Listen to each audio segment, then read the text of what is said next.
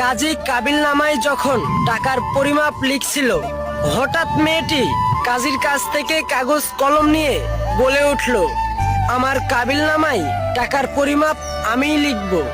আমি যা লিখব আমাকে তাই দিতে হবে।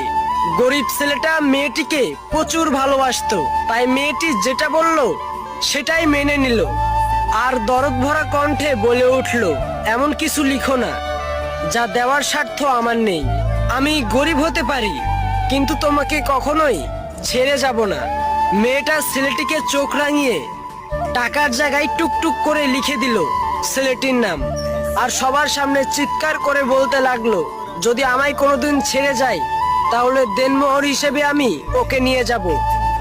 আজ কান খুলে শুনে রাখুন সবাই, প্রতিটি স্বামী স্ত্রীর সম্পর্ক বেঁচে থাকে বিশ্বাস আর ভালোবাসায়।